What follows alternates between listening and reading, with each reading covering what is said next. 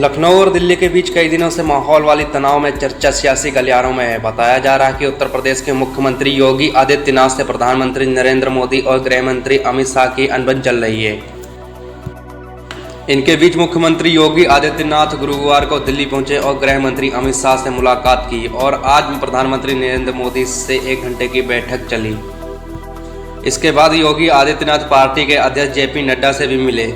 तो इन मुलाकातों के मायने क्या हैं? सूत्रों के मुताबिक अगले चुनाव में यूपी जीतने की रणनीति बन रही है। पिछले दिनों आरएसएस और बीजेपी नेतृत्व ने फीडबैक लिया था। उसमें यह सामने आया है कि कोरोना की दूसरी लहर में कुप्रबंधन से यूपी सरकार की छवि खराब हुई है। लोगों में नाराजगी है और 100 सीटों तक का नुकसान हो सकता है। इसके अलावा पंचायत चुनाव के नतीजे भी बीजेपी के उलट फेर रहे हैं। इसीलिए भारतीय जनता पार्टी अपना घर दुरुस्त करने में लगी है। ऐसा हो सकता है मंत्रिमंडल में फेरबदल। कल अमित शाह की अनुप्रिया पटेल और संजय शाह से मुलाकात हुई। खबरें ये भी हैं कि कांग्रेस से बीजेपी में शामिल हुए जतिन प्रसाद को भी योगी मंत्रिमंडल में शामिल किया जा सकता है।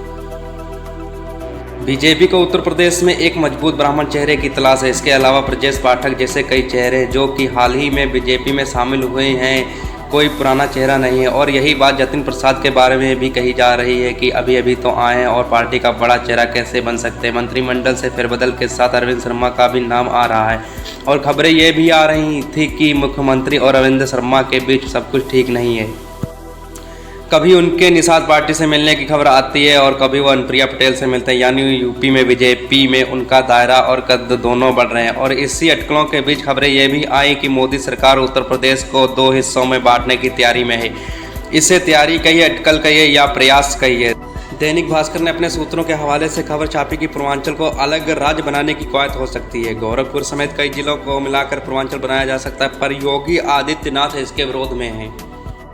इसी बात पर योगी आदित्यनाथ और गृह मंत्री अमित शाह के बीच अनबन है। फिलहाल आने वाली बात से कोई दम नहीं दिखता। अभी नहीं लगता कि यूपी चुनाव से पहले राज्य विभाजन की कोई बात होगी। ना ही पूर्वांचल की मांग इतनी मजबूत है और ना ही बीजेपी का इसमें कोई सियासी फायदा दिख रहा है। और मैं था आपका दोस्त गुरु सिंह और ऐसी ताज़ा खबरों के लिए हमारे चैनल SSS न्यूज़ को लाइक करें, शेयर करें और सब्सक्राइब करना ना भूलें।